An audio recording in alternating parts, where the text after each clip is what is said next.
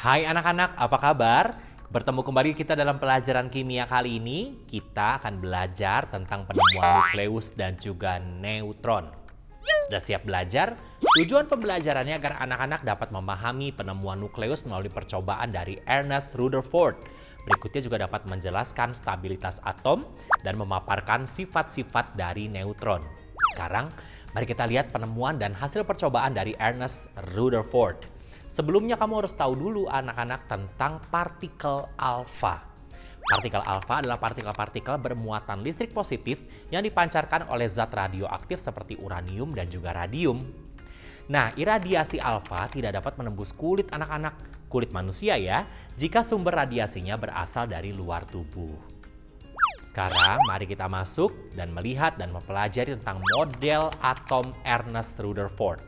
Rutherford melakukan percobaan kertas emas untuk memahami bagaimana muatan listrik negatif dan positif dapat berdampingan dalam suatu atom.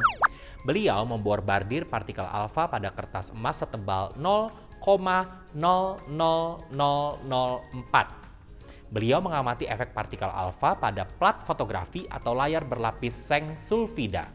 Kita akan menyimak dan juga melihat percobaan kertas emas dalam bentuk gambar. Kertas emas, layar seng sulfida, dan juga tameng balok timbal anak-anak.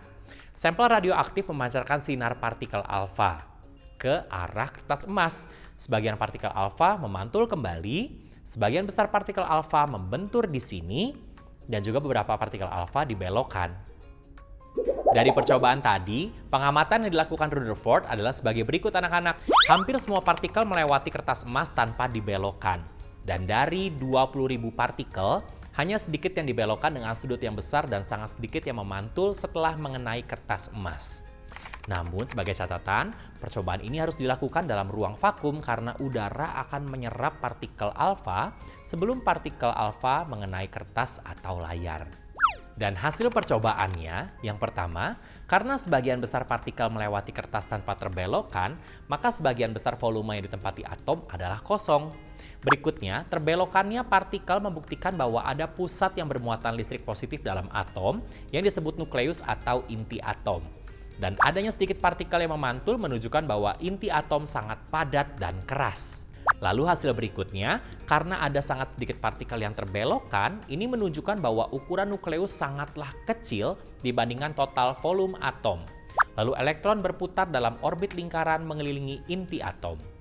Tetapi, model Rutherford tidak menjelaskan stabilitas atom. Masalahnya, nukleus yang bermuatan positif dan elektron yang bermuatan negatif akan saling tarik-menarik anak-anak dan menyebabkan atom menjadi tidak stabil dan juga runtuh. Solusinya lahir dari Niels Bohr. Beliau adalah ahli fisika Denmark yang memberikan solusi atas kestabilan atom. Solusi dari Niels Bohr terdiri dari dua bagian. Elektron menyimpan energi dalam jumlah spesifik, dan elektron disusun dalam urutan tingkat energi atau orbit yang memungkinkan mereka berputar di sekitar nukleus. Setelah percobaan berikutnya, dihitung bahwa massa atom jauh lebih besar daripada massa total proton dalam atom anak-anak. Massa elektron tidak dihitung karena elektron memiliki massa yang dapat diabaikan. Dan hal ini mengarah pada penemuan neutron. Kemudian disadarilah anak-anak bahwa harus ada jenis partikel ketiga dari partikel subatom tak bermuatan yang ada di dalam nukleus. Tapi partikel ini berkontribusi dalam total massa atom.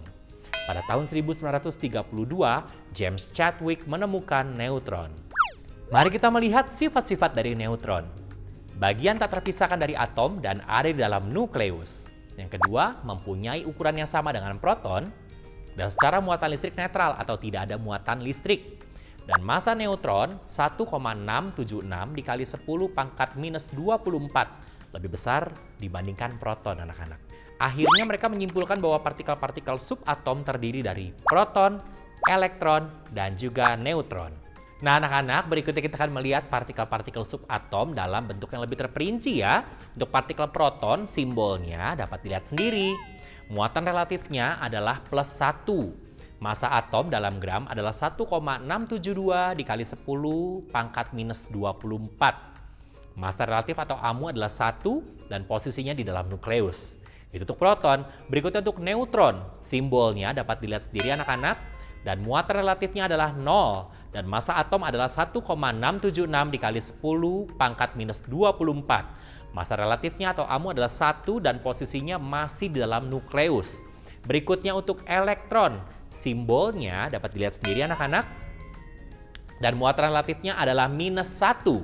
Massa atom adalah 9,108 dikali 10 pangkat minus 28. Dan massa relatifnya adalah 1/1837. Dan posisinya di luar nukleus. Anak-anak itu sudah menyelesaikan pelajaran kali ini, penemuan nukleus dan juga penemuan neutron. Sampai bertemu di pelajaran berikutnya. Jangan lupa kerjakan latihan yang ada dalam buku kegiatanmu. Tetap semangat dan tetap sehat.